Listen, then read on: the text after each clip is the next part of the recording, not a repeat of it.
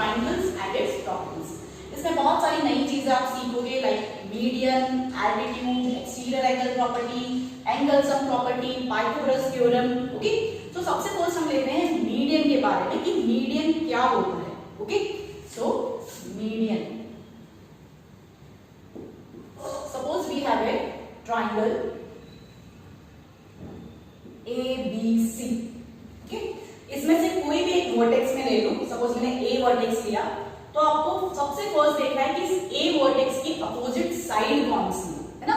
अगर हम ए vertex choose कर रहे हैं तो इसके अपोजिट साइड कौन सी होगी, BC।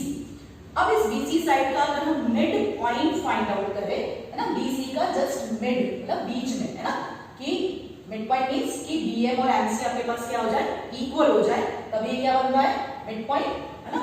ये मार्क क्या है, दैट मींस कि ये इक्वल है ना। BM is equals to MC, so this M is a midpoint।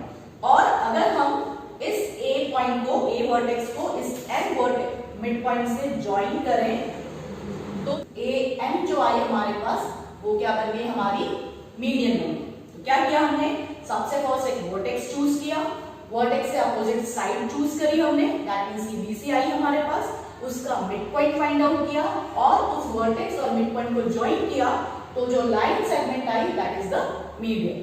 So the median is the line segment joining the vertex and the mid point of the side opposite to that vertex. Okay, same ऐसे ही अगर हम मान लो कि ए vertex नहीं choose कर रहे हैं, हम बी वर्टेक्स चूज कर रहे हैं, तो बी के अपोजिट साइड कौन सी हो जाएगी, AC।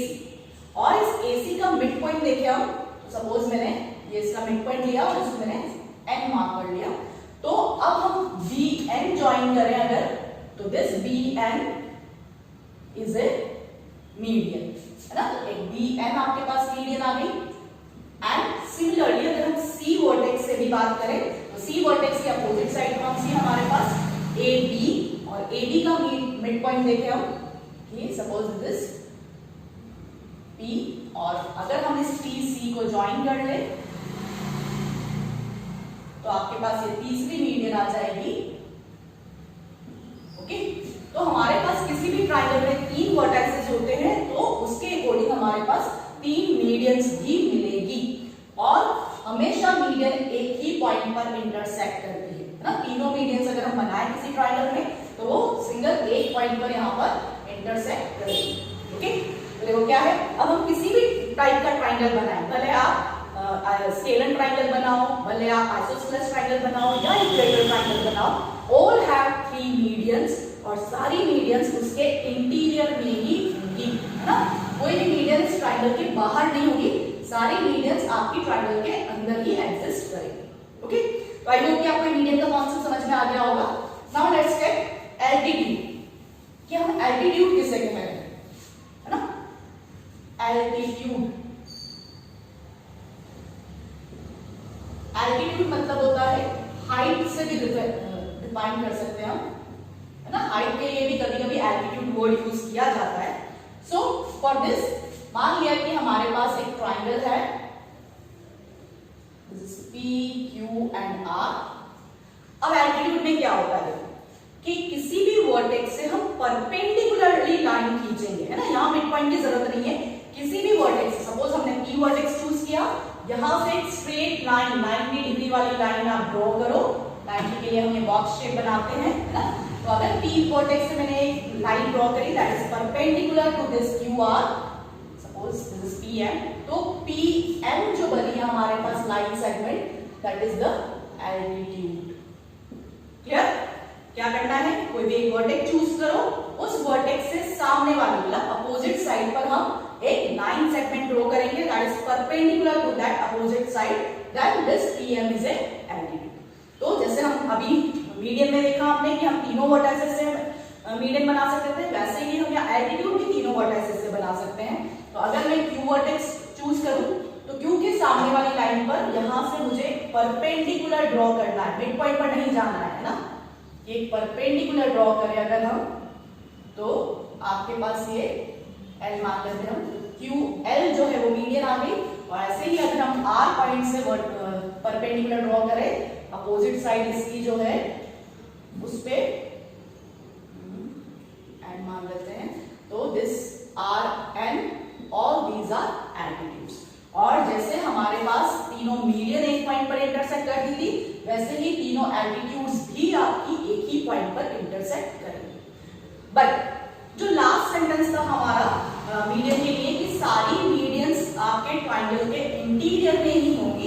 ऐसा एल्टीट्यूड के लिए नहीं होता है ना? क्यों नहीं होता? लेट्स चेक किस ट्रायंगल में प्रॉब्लम आती है। जैसे हम देखें कि suppose we have a obtuse angle triangle, है ना? ऑब्ट्यूज एंगल ट्रायंगल अगर मैं बनाऊं कि मान लिया मेरे पास ये एक ऑब्ट्यूज एंगल ट्रायंगल है, अगर ऑब्ट्यूज एंगल ट्रायंगल होगा तो इसकी एल्टीट्यूड जो है वो जरूरी नहीं है कि आपकी सारी एल्टीट्यूड्स जो है वो suppose this x y and this z, ये दिख रहा है हमें, ये ऑब्ट्यूज एंगल है ना? So this is a obtuse angle triangle. और अगर मैं चाहूं कि मैं x से एक एल्टीट्यूड बनाना चाह रही हूं तो according to the concept of altitude मुझे क्या करना है कि इस x से मुझे सामने वाली साइड मतलब opposite side that is yz is here, उस पर एक परपेंडिकुलरली लाइन बनानी है। परपेंडिकुलर लाइन, देखो परपेंडिकुलर लाइन x से बनाए तो हमारी ऐसे सीधी लाइन, तो ये कहां आई? बाहर आई, है ना? मुझे ऐसे नहीं बनानी, सीधी स्ट्रेट लाइन बनानी है। तो ऑब्वियस है कि अगर मैं x से परपेंडिकुलर लाइन बनाऊंगी तो that will be like this, है ना? और अगर हम इस yz को एक्सटेंड करें, थोड़ा सा और एक्सटेंड करें अगर हम, then you will get this point, that means this x y, sorry y is already there, this x m is a altitude, okay? इसे बनाने की जरूरत नहीं है। वैसे आगे बात सुनने तो क्या है कि x ऑब्ट्यूज एंगल ट्रायंगल था, हमने x वर्टेक्स चूज किया, इससे हमें एल्टीट्यूड बनानी थी, इसलिए परपेंडिकुलर लाइन बनाई हमने। लेकिन ये परपेंडिकुलर लाइन जो है वो ट्रायंगल के अंदर नहीं आ रही है, बाहर आ रही है, ओके? बट अगर मान लो कि हम कोई और वर्टेक्सेस ले, जैसे y वर्टेक्स में, और इसकी एल्टीट्यूड मुझे बनानी है, तो देखो इससे अगर मैं स्ट्रेट लाइन बनाऊंगी तो ये इस तरह से आएगी yn, तो yn is also an altitude, but ये इसके इंटीरियर में है ना? ऐसे हम z से बनाएंगे तो वो भी आपके पास क्या होगी? इंटीरियर में आएगी। दैट मींस कहने का मीनिंग ये है कि ऑब्ट्यूज एंगल ट्रायंगल में angle triangle have one altitude is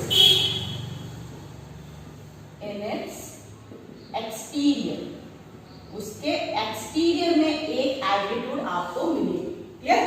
ऐसे देखो अगर हम कोई केस ले राइट एंगल ट्रायंगल का, है ना? जैसे हमने यहाँ पर ये ऑब्ट्यूज एंगल देखा, ऐसे ही ये एक्यूट एंगल ट्रायंगल था। सिमिलरली अगर हम राइट एंगल ट्रायंगल की बात करें तो उसमें भी कुछ नया केस बनेगा। क्या है देखें कि suppose you have a right angle triangle like this is A, B and C, this is 90 degree, क्योंकि राइट एंगल ट्रायंगल की बात कर रहे हैं हम, राइट एंगल्ड ट्रायंगल। क्लियर? तो अगर राइट एंगल ट्रायंगल की बात करें और A वर्टेक्स से हमें एल्टीट्यूड बनानी है, तो A वर्टेक्स से मुझे क्या करना है? स्ट्रेट लाइन बनानी है। तो आप ट्राई करोगे तो देखो स्ट्रेट लाइन यही वाली साइड जो है आपकी AB, वही उसकी आपकी परपेंडिकुलर लाइन बनेगी। दैट मींस कि अगर A वर्टेक्स में एल्टीट्यूड निकालना चाह रही हूं तो क्या आएगी एल्टीट्यूड? AB, जो कि इस ट्रायंगल की साइड भी है ना? सेम ऐसे ही अगर मैं C वर्टेक्स से निकालना चाह रही हूं एल्टीट्यूड, देखो C से मुझे एक स्ट्रेट लाइन बनानी है, तो C से स्ट्रेट लाइन क्या बनेगी? ये साइड BC ही बनेगी। तो BC भी क्या है आपके पास? एक एल्टीट्यूड है और BC इसकी साइड भी है। दैट मींस कि राइट एंगल ट्रायंगल में जो उसकी दो साइड्स होंगी वही उसकी एल्टीट्यूड्स भी होंगी, है ना? ये दोनों आपकी एल्टीट्यूड्स भी हैं इसकी और ट्रायंगल की साइड्स भी हैं, ओके? और B वर्टेक्स अगर मुझे एल्टीट्यूड बनाना है तो B वर्टेक्स एल्टीट्यूड कैसे बनेगा आपके पास? लाइक दिस, है ना? तो ये BD भी क्या है? हमारे पास एल्टीट्यूड है, लेकिन ये एक साइड नहीं है। तो मीनिंग ये है कि राइट एंगल ट्रायंगल में two of its sides are itself its altitudes, okay? So for altitude हमने देखा कि एक्यूट एंगल ट्रायंगल है तो तीनों उसकी एल्टीट्यूड जो है वो उसके इंटीरियर में होगी, but in obtuse angle triangle एक वर्टेक्स से अगर हम एल्टीट्यूड बनाए तो उसके एक्सटीरियर में आएगी, बाकी दोनों इंटीरियर में होगी। And for the right angle triangle, two of its sides itself are its altitude. Okay? Now, अब आपको मीनिंग समझ में आ गया होगा कि altitude किसे कह रहे हैं और हम median किसे कह रहे हैं। Now let's take another property of triangle, that is exterior angle property. This is the important property. Exterior angle property. अब देखो एक्सटीरियर एंगल प्रॉपर्टी के पहले हम ये जाने कि एक्सटीरियर एंगल क्या होता है ना। Suppose you have given any triangle A B और सी। अब इसमें मैं किसी भी एक साइड को, सपोज बीसी हम ले लें, उसको अगर मैं एक्सटेंड कर दूं, मतलब आगे बढ़ा दूं, तो आपके पास देखो सी पॉइंट पर दो एंगल्स क्रिएट हुए, this angle and this angle. लेकिन ये वाला जो एंगल है आपका वो क्या है, ट्रायंगल के अंदर की तरफ है, दैट मींस ये इंटीरियर। लेकिन ये जो एंगल आया आपके पास x, that is in exterior. इसे हम क्या कहेंगे, एक्सटीरियर एंगल, है ना। एक्सटीरियर मतलब बाहर, ओके। लेकिन बाहर भी कैसे बनेगा, जब हम उस साइड को आगे एक्सटेंड करेंगे तो एक्सटीरियर एंगल बनेगा। ऐसे ही हो सकता है कि मैं इस वाली साइड को एक्सटेंड करूं, है ना।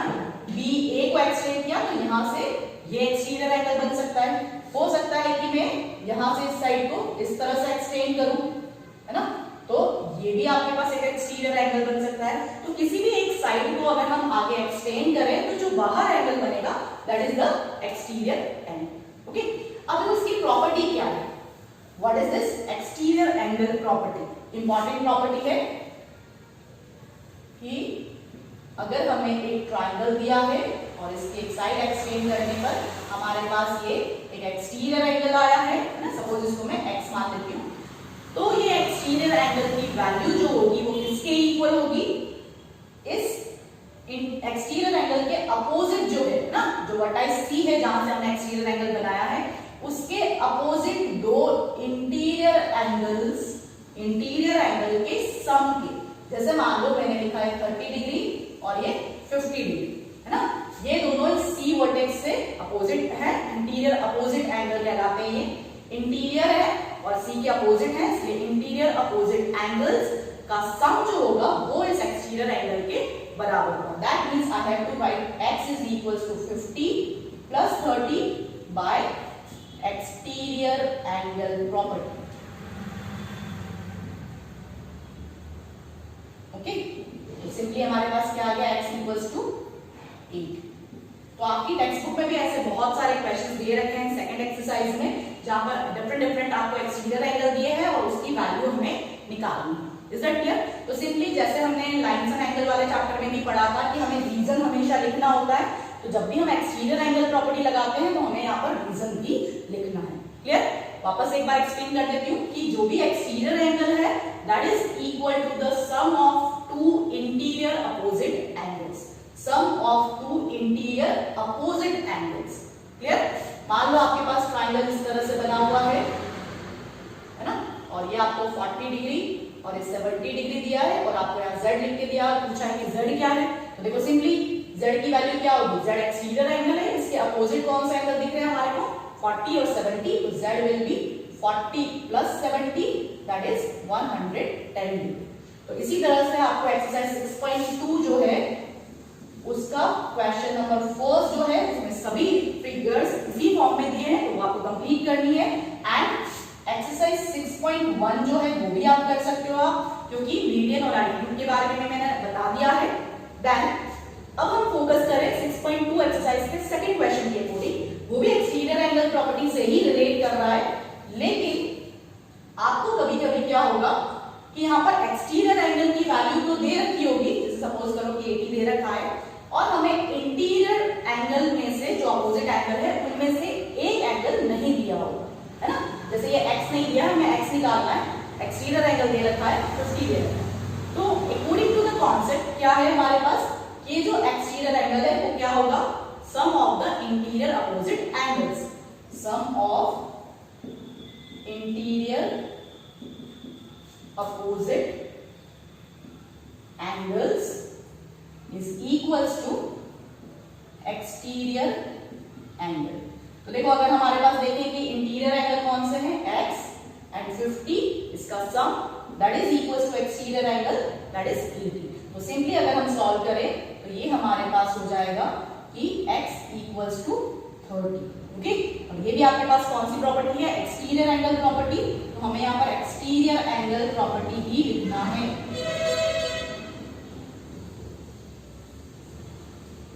देखो स्टूडेंट्स बहुत सारे जब इस टाइप के क्वेश्चंस करते हैं तो वो रीजन में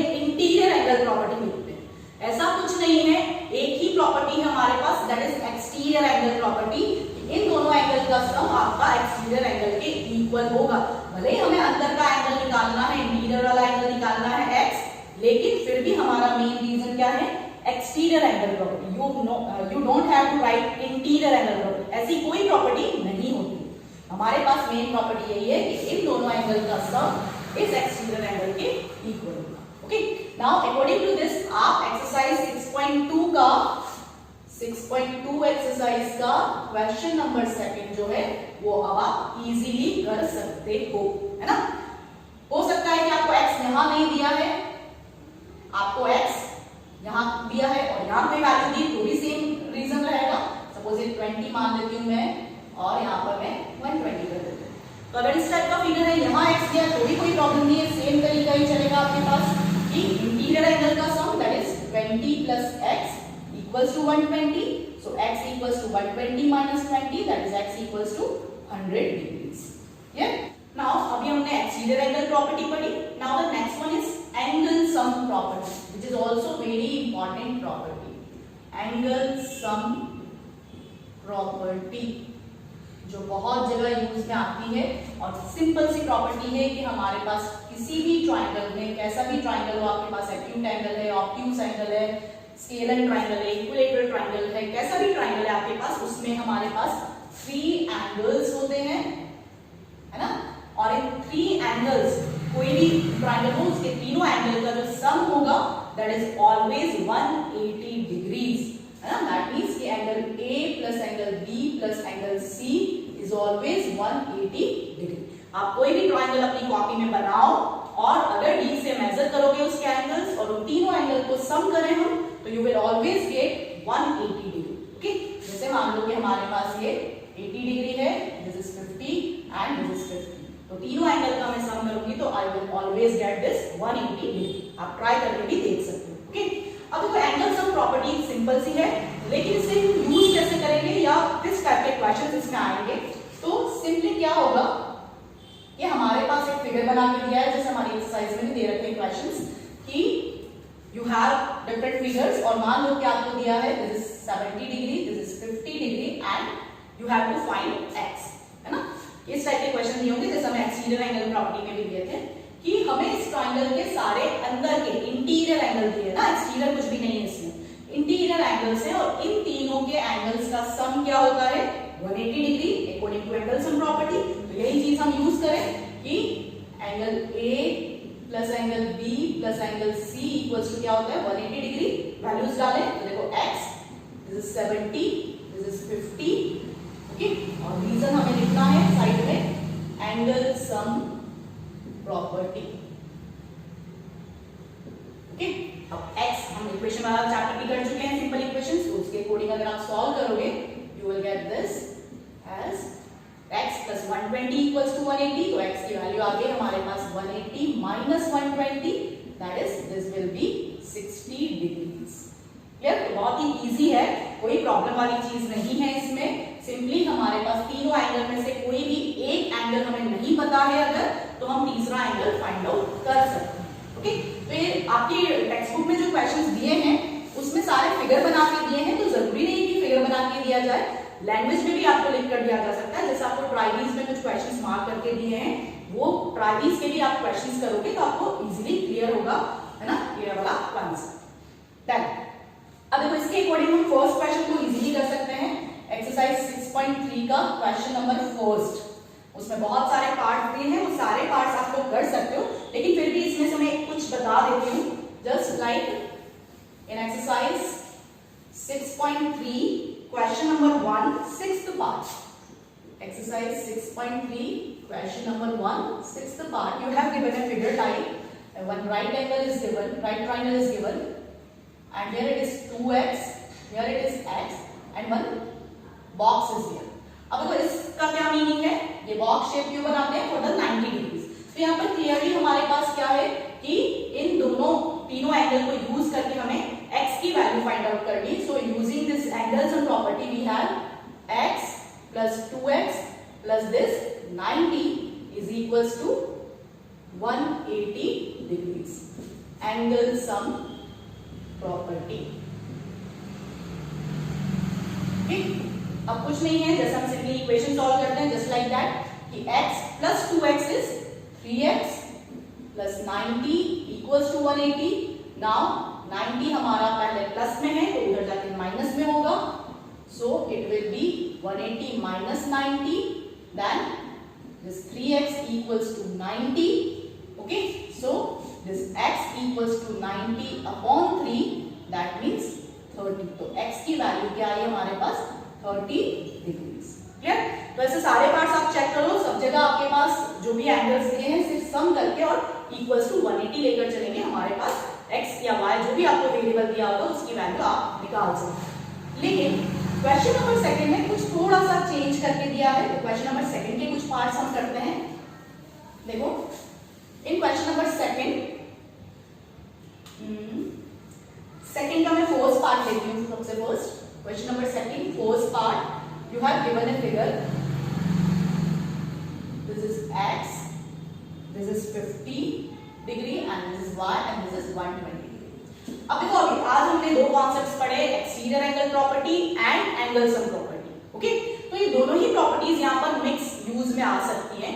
जैसे सबसे पहले हम देखें कि ये 120 डिग्री आपका एक्सटीरियर एंगल है, तो ये किसके सम के इक्वल होगा? इसके इंटीरियर अपोजिट टू एंगल्स है ना। देखो इस सपोज मैं इसमें ए बी सी मार्क कर देती हूँ एक बार, तो इस सी वर्टेक्स के अपोजिट कौन से इंटीरियर एंगल है? इज x एंड 50 ना। तो हमने क्या पढ़ा कि एक्सटीरियर एंगल जो होता है वो इक्वल होता है sum of the interior angles, that means this x plus 50, मतलब ये दोनों इंटीरियर एंगल का सम इसके इक्वल है एक्सटीरियर एंगल के। तो ये हम लिख सकते हैं यहाँ पर एक्सटीरियर एंगल प्रॉपर्टी। ओके, तो देखो इससे हमारे पास x की वैल्यू आ जाएगी, that is 120 minus 50, that is हमारे पास आ गया ये 70 डिग्री। अब देखो x की वैल्यू आ गई हमारी 70। अब अगर हम y निकालने की सोचे तो हम सिंपली अभी जैसे हमने आगे फर्स्ट क्वेश्चन में किया कि हमें ट्रायंगल के अंदर के दो एंगल पता है, तो तीसरा एंगल भी हम निकाल सकते हैं। So this 70 plus 50 plus y, that is equals to 180 degree by angle sum property। और इस इक्वेशन को हम सॉल्व करें तो हमारे पास आ जाएगा this is 120 plus y equals to 180, that means y equals to 180 minus 120, that means y equal to 60 degrees। Okay, तो देखो दोनों x और y दोनों आ गए हमारे पास। एक में हमने एक्सटीरियर एंगल प्रॉपर्टी यूज करी और एक के लिए हमने एंगल सम प्रॉपर्टी यूज करी। लेकिन अगर हम थोड़ा सा जो हमने लाइंस एंड एंगल वाले चैप्टर में पढ़ा था उस कॉन्सेप्ट को भी यूज करना चाहे तो आप उसको यहाँ पे इंक्लूड कर सकते हो। कैसे इंक्लूड करें? जस्ट क्या देखें, अगर हम कि ये सी वर्टेक्स पर ये स्ट्रेट लाइन बन रही है, मतलब लीनियर पेयर बन रहा है, और हमने पढ़ा था कि लीनियर पेयर में भी क्या होता है, सम क्या होता है 180 डिग्री, है ना। तो यहां से भी आपके पास इजीली y की वैल्यू आ सकती है। क्लियर? तो y की वैल्यू हम इस तरह से भी निकाल सकते हैं, y की वैल्यू हम इस तरह से भी निकाल सकते हैं, कोई प्रॉब्लम नहीं है ना। कोई स्टूडेंट चाहे तो y पहले इससे निकाल ले और फिर एंगल सम प्रॉपर्टी से x निकाले तो भी चलता है। तो ये सारे कॉन्सेप्ट इंटरमिंगल्ड है, आप कैसे भी किसी भी कॉन्सेप्ट को यूज करके x और y फाइंड आउट कर सकते हो। ओके, इसी फर्स्ट क्वेश्चन की जैसे ही आपको थर्ड पार्ट भी दिया है तो आप खुद करोगे। Now I am taking the second part, इसी का सेकंड पार्ट है।